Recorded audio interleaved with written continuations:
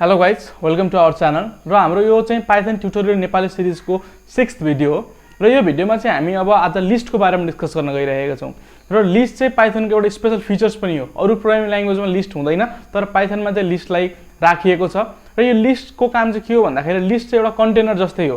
यसले चाहिँ के गर्छ भने मल्टिपल डेटा टाइप्सलाई चाहिँ स्टोर गर्ने काम गर्छ र यसले चाहिँ हामीलाई अब एउटा कुनै पनि भ्यालुजहरु अथवा कुनै पनि डेटा टाइप्सहरु जुन फरक आइटम्सहरु छन् जस्तो कुनै इन्टिजर हुन सक्यो कुनै फ्लोटिङ हुन सक्यो अथवा इमेज हुन सक्यो भने त्यसलाई स्टोर गर्न चाहिँ हामीले लिस्ट युज गर्छौं र लिस्ट चाहिँ अब फर्दर एडभान्स पाइथन प्रोग्रामिङमा एकदम इम्पोर्टेन्ट टपिक हो।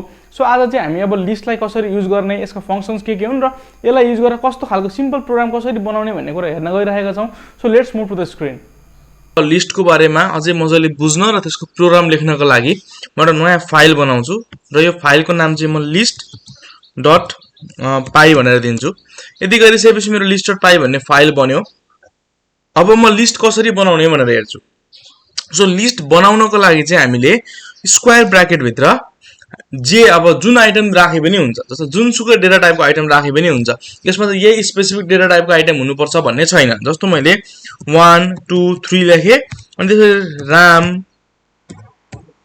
श्याम जे लेखे पनि हुन्छ अनि फेरि 5 6 7 यसरी जे आइटम राखे पनि हुन्छ। हामीले चाहिँ स्क्वायर ब्र्याकेट भित्र कमाले सेपरेट गरेर आइटमहरु राख्यौं भने त्यसलाई नै हामी लिस्ट भन्छौं। त्यो भन्नुको मतलब के हो भने लिस्ट भनेको चाहिँ मल्टिपल डेटा टाइप्सलाई स्टोर गर्ने एउटा कन्टेनर जस्तै हो। र मैले अब यो लिस्टलाई चाहिँ कुनै एउटा भेरिएबलमा स्टोर गर्छु। जस्तो माई लिस्ट भनेर एउटा भेरिएबल बनाउँछु र त्यसमा चाहिँ मैले यो लिस्टलाई स्टोर गर्छु। यदि गरिसकेपछि मेरो एउटा लिस्ट बन्यो। अब हामीले स्ट्रिङमा हेरेका थियौं। स्ट्रिङमा के हेरेका थियौं भन्दाखेरि इन्डेक्सिङ भनेर हेरेका थियौं। सो स्ट्रिङमा इन्डेक्सिङको जस्तो काम छ यहाँ पनि त्यस्तै काम हुन्छ।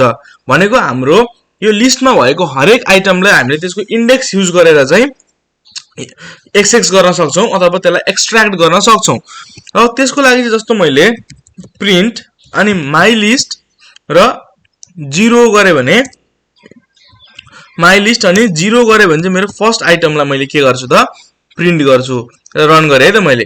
सो यदि गरेपछि 1 भनेर आयो। यो मेरो के भयो त फर्स्ट आइटम।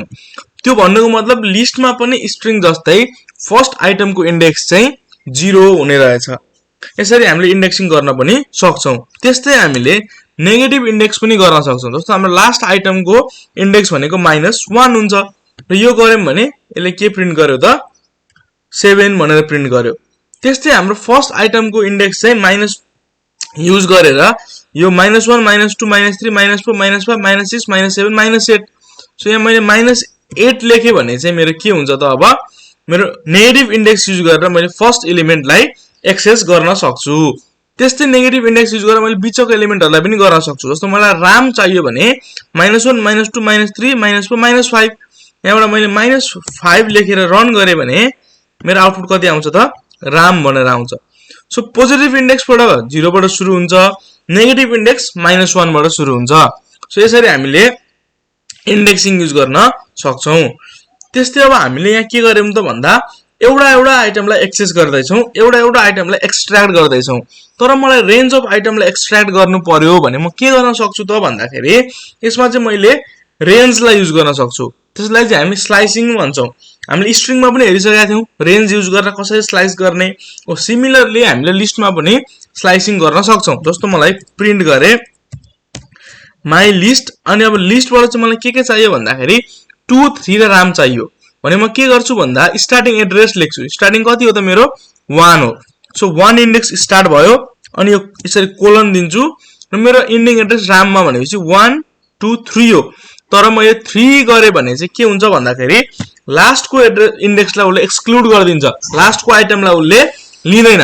सो त्यो भएर मैले एक बढी राख्नु पर्छ अथवा इन्डेक्समा चाहिँ एक एड गरेर राख्नु पर्छ।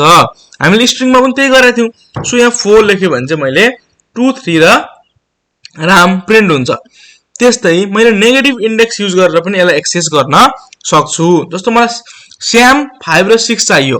श्याम 5 र 6 चाहियो भने नेगेटिभ इन्डेक्स कसरी युज गर्न सक्छु त मैले -1 -2 -3 -4 भनेको श्यामको इन्डेक्स भयो -4। अब 6 को एड्रेस भनेको -2 भयो। तर -2 मैले लेखे भने त के हुन्छ 6 आउँदैन। त्यो भन्दा एक बढी लेख्नु पर्छ। त्यही भएर मैले -1 लेखे। यसरी गरे भने स्याम 5 र 6 आयो। त्यस्तै मैले स्ट्रिङमा गरे जस्तै यदि मैले चाहिँ मेरो स्टार्टिङ एड्रेसलाई खाली छोडिदिए र यहाँनिर मैले 3 लेखिदिए भने के हुन्छ त भन्दा बाइ डिफल्ट स्टार्टिङ एड्रेस चाहिँ 0 हुन्छ। सो 0 देखि 3 सम्म 0 1 2 सो 0 1 2 1 2 3 प्रिन्ट हुन्छ मैले स्टार्टिङ एड्रेसलाई खाली छोडिदिए भने। जस्तो मैले यहाँ 2 लेखे र एन्डिङ एड्रेसलाई खाली छोडिदिए भने के हुन्छ त भन्दाखेरि ending address by default last एलिमेन्टको इन्डेक्स प्लस 1 हुन्छ। त्यो भयो भने चाहिँ 2 देखि उताको सबै एलिमेन्ट प्रिन्ट हुन्छ। 0 1 2 भनेको 3 देखि 7 सम्मको सबै प्रिन्ट हुन्छ। अब मैले यो दुईटैलाई खाली छोडिदिए भने चाहिँ के हुन्छ त भन्दा यसलाई रन गरे भने मेरो सबै प्रिन्ट भयो। यसले के गर्यो भन्दा स्टार्टिङ एड्रेसलाई 0 राख्यो र इन्डिङ एड्रेसलाई चाहिँ लास्ट एलिमेन्टको इन्डेक्स प्लस 1 गर्यो। त्यति गरिसकेपछि के भयो त मेरो लिस्टको सबै आइटम्सहरु प्रिन्ट भयो। अब एउटा एक्सरसाइज गर्नुस् है त। एउटा एक्सरसाइज चाहिँ के गर्नुस् भने तपाईको नेगेटिभ इन्डेक्स युज गरेर स्याम 5 6 7 लाई कसरी प्रिन्ट गर्न सकिन्छ एकचोटी ट्राई गर्नुस् र त्यसलाई कमेन्टमा लेख्नुस्। यदि राइट भयो भने म त्यहाँ हट दिनेछु र यदि रङ भयो भने चाहिँ कमेन्टमा त्यसको एन्सर पनि दिनेछु। सो ट्राई गर्नुस्। हामीले प्रोग्रामिङ गर्दाखेरि चाहिँ प्र्याक्टिस गर्दै गयौं भने हाम्रो प्रोग्रामिङ स्किल अझै बढ्दै जान्छ। सो एकचोटी त्यो ट्राई गरेर कमेन्टमा गर्नु है त त्यसलाई। हामीले स्याम 5 6 7 लाई चाहिँ नेगेटिभ इन्डेक्स युज गरेर कसरी प्रिन्ट गर्न सकिन्छ भनेर। ओके, यति भयो हाम्रो स्लाइसिङको कुरा। यो लिस्ट पनि स्ट्रिङ जस्तै धेरै कुरा स्ट्रिङ सँगै मिल्छ। सो त्यति हामीले स्ट्रिङ मजाले बुझेका छौं भने लिस्ट बुझ्न त्यति गाह्रो हुँदैन।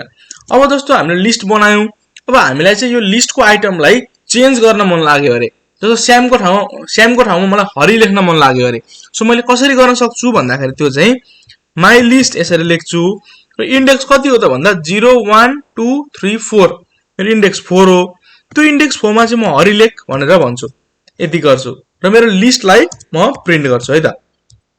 सो माई लिस्टलाई प्रिन्ट गरेर रन गरे भने म देख्न सक्छु मेरो के भयो त स्यामको ठाउँमा हरि भनेर आयो। सो यसले हामीले चाहिँ कसरी लिस्टको आइटमलाई चेन्ज गर्ने भनेर पनि हेर्यौं। अब त्यस्तै हामीले उता स्ट्रिङमा गरे जस्तै यो लिस्टमा कतिवटा आइटम छ भनेर कसरी थाहा पाउने भन्दाखेरि सो हामीले लेन्थ फंक्सनलाई युज गर्छौं। जस्तो print length of my list र यसलाई मैले रन गरे भने मेरो लिस्टको आइटम चाहिँ 8 वटा छ भनेर यसले आउटपुट दिन्छ। यसरी पनि हामीले हेर्न सक्यौं। अब हामीले लिस्टमा सधैँ हामीले बनाएको लिस्ट चाहिँ कम्प्लिट छ भन्ने हुँदैन। जस्तो यसलाई चाहिँ हामीले चेन्ज पनि गर्नुपर्ने हुन सक्छ अथवा यसमा आइटम्सहरु एड पनि गर्नुपर्ने हुन सक्छ। सो एउटा एक्जाम्पल लिउँ है त। जस्तो हामीलाई चाहिँ घरबाट शपिङ गर्नलाई एउटा सामानको लिस्ट दिएर पठाइयो। हामीले एउटा मोबाइलमा एप बनाएको छौं। त्यसले चाहिँ के गर्छ भने लिस्टहरुलाई स्टोर गरेको छ हामीले के सामान ल्याउने भनेर। अब हामी बजार पुग्यौं र हामीलाई फोन आउँछ लास्टमा यसमा धनिया पनि लिएर आइज है भनेर एउटा फोन आयो अरे। अब के गर्नु हाम्रो मोबाइल एपमा अथवा कुनै पनि एपमा त हामीले अपडेट गर्नु पर्यो अथवा आइटमलाई एड गर्नु पर्यो। त्यो एड कसरी गर्ने त भन्दाखेरि जस्तो हामी सामान लिन गइरहेका छौं हामीलाई फोन आयो अर्को सामान एउटा एक्स्ट्रा एड गर भनेर। त्यो एड गर्ने बेलामा लिस्टको जुनसुकै ठाउँमा राखे पनि त भयो नि। जस्तो सुरुमै त्यही सामान किन्नुपर्छ भन्ने त छैन। र धनिया लिएर आइज है भनेर कसैले भन्यो भने धनिया सुरुमा किन्नुपर्छ भन्ने त छैन नि त। त्यो लिस्टमा जहाँ राखे पनि हुन्छ त्यो धनिया भनेर त हो। यदि जहाँ राख्दा पनि हुन्छ भने हामीसँग एउटा यस्तो फंक्सन छ जुनलाई युज गरेर हामीले हाम्रो लिस्टमा चाहिँ लास्टमा गएर आइटमलाई एड गर्न सक्छौं। यदि आइटमको प्रायोरिटी चाहिँ जहाँ राख्ने भनेर छैन स्पेसिफिक पोजिसनमा राख्नुपर्छ भन्ने छैन त्यसलाई लास्टमा राख्दा पनि हुन्छ भने चाहिँ हामीले एपेन्ड भन्ने एउटा फंक्सनलाई युज गर्छौं। र त्यसले चाहिँ के गर्छ भने लिस्टको लास्टमा गएर एउटा आइटमलाई एड गरिदिन्छ। जस्तै हेरौँ है त। सो माई लिस्ट डट एपेन्ड गरे भने मैले र यहाँ धनिया लेखे ल धनिया लेखे र यसलाई मैले रन गरे भने अब के हुन्छ त मेरो लिस्टमा एपेन्ड भयो तर मैले लिस्टलाई त प्रिन्ट गरेको छुइनँ। सो म प्रिन्ट गर्छु मेरो लिस्टलाई प्रिन्ट माई सरी यहाँ हैन माथि प्रिन्ट गर्नु पर्ने मैले त्यहाँ प्रिन्ट गरेछु सरी प्रिन्ट माई लिस्ट ल यसलाई प्रिन्ट गरेर मैले रन गरे भने मेरो यहाँ हेर्नुस् त लिस्टमा चाहिँ एउटा नयाँ धनिया भनेर एड भएर आयो।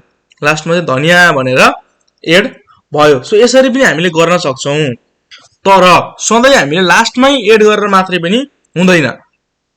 जस्तो हामीले एउटा कुनै पनि प्रोग्राम गरिरहेका छौं र त्यो प्रोग्राममा चाहिँ स्पिकरको एउटा सिक्वेन्स हुन्छ। कुन स्पिकरले कतिखेर बोल्ने भन्ने एउटा सिक्वेन्स हुन्छ र हामीले प्रोग्राममा स्पिकर लिस्ट बनाइसक्यौं तर बीचमा कुनै एउटा प्रोग्रामलाई स्पिकरलाई एड गर्नुपर्ने भयो र उसको सिक्वेन्स चाहिँ कुनै ठ्याक्कै यसमा राम भन्दा अगाडि आउँछ अरे, राम भन्दा अगाडि उसलाई बोल्न दिनु पर्यो भने कसरी गर्ने त भन्दा त्यसको लागि हामीसँग इन्सर्ट भन्ने छुट्टै फंक्सन छ।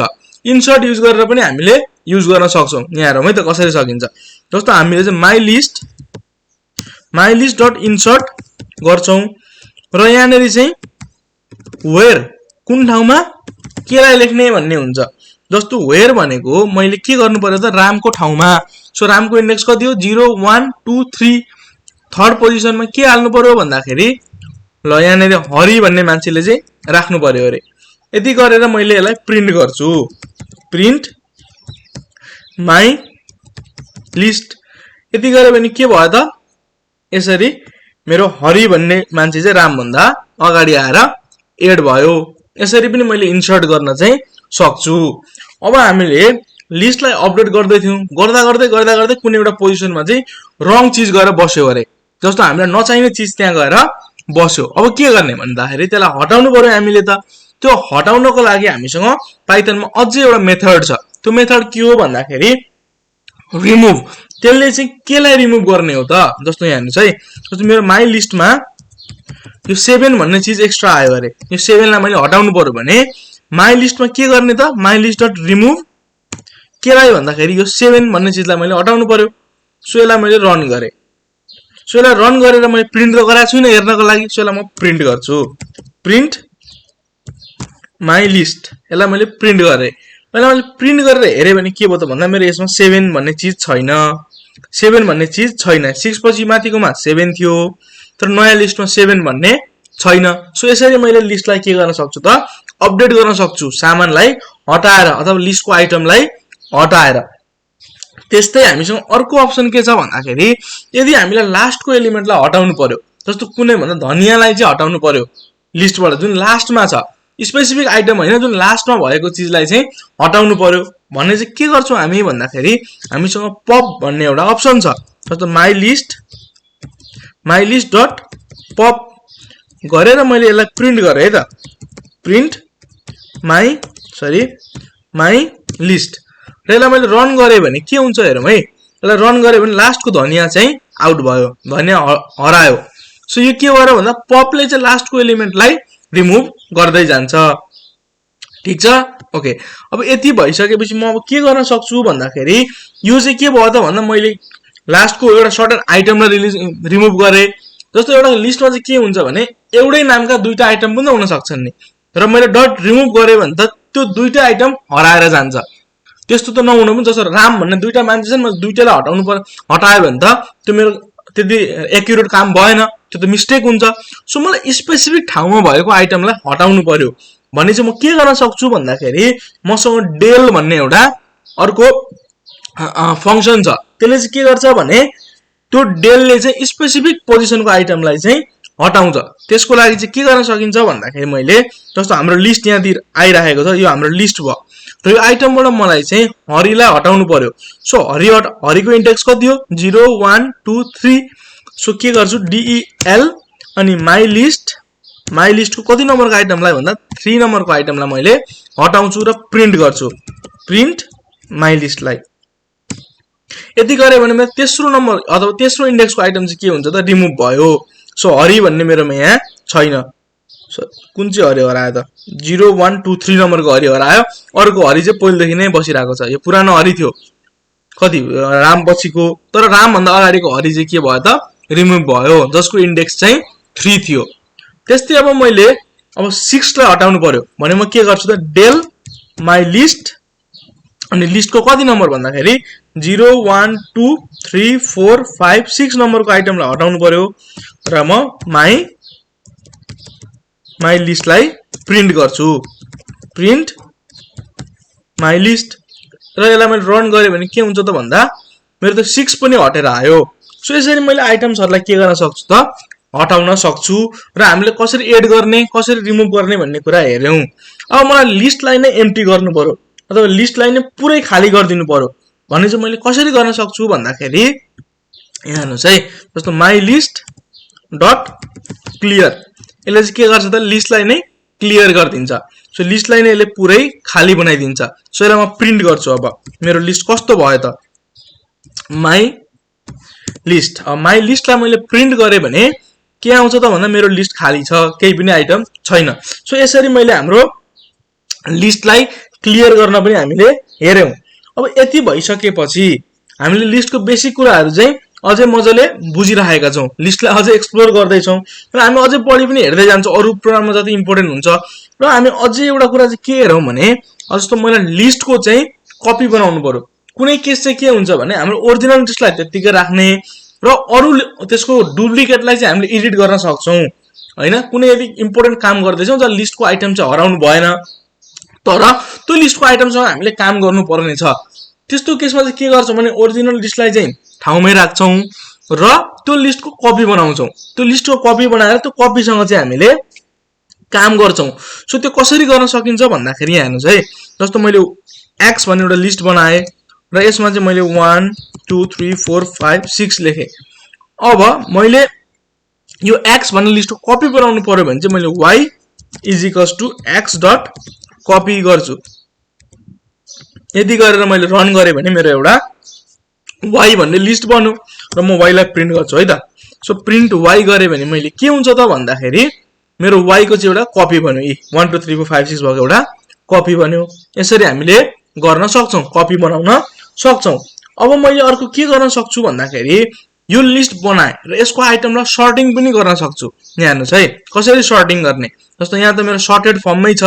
जस्तो मैले अब z भन्ने एउटा लिस्ट बनाए र यसलाई चाहिँ मैले 2 8 3 7 9 भनेर गरे र प्रिन्ट चाहिँ के गर्छु त z डट सर्ट भनेर गरे भने मेरो यो के हुन्छ त सर्टिङ हुन्छ यसको। यहाँ हेर्नुस् है त। ओके यो चाहिँ अब नन भनेर आयो, कहाँ प्रब्लम भयो जस्तो छ यसको।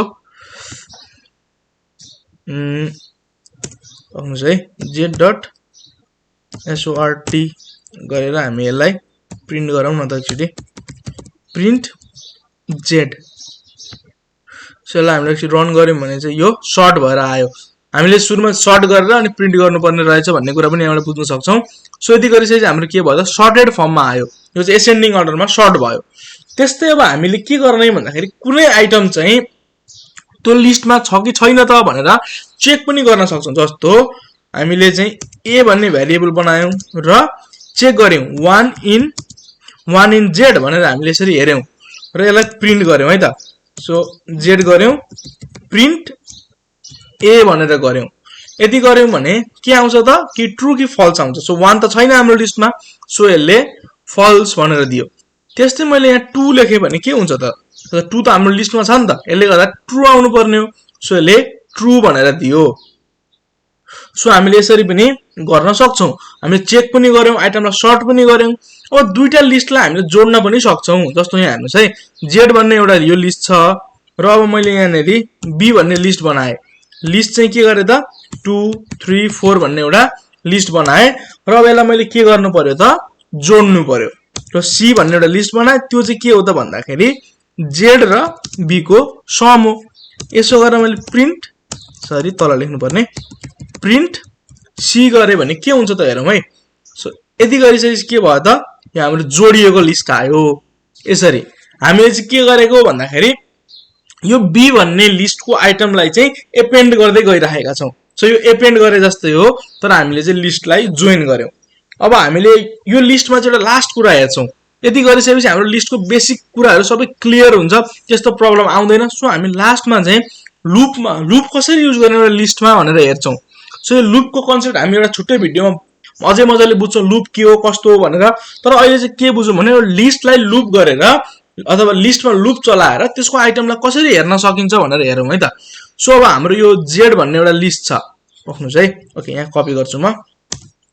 z भन्ने एउटा लिस्ट छ, म एउटा लुप चलाउँछु। जस्तो फर i in z गरे र यहाँ प्रिन्ट i गर्छु। यो के गरेको भन्दाखेरि हाम्रो z भन्ने एउटा के रहेछ लिस्ट रहेछ। यसलाई के मान्नुस् भने एउटा ठूलो घर छ र यो घरमा चाहिँ धेरैवटा कोठाहरू छन् र त्यो कोठामा के राखिएको छ 2 8 3 7 9 भन्ने भ्यालुजहरु राखिएको छ। अब यो i भन्ने एउटा मान्छे हो, डिटेक्टिभ हो भन्नु बुझ्नुस्। अब यो के गर्छ, यो i भन्ने डिटेक्टिभ चाहिँ z को हरेक कोठामा जान्छ र के भ्यालु छ प्रिन्ट गर्दै आउँछ।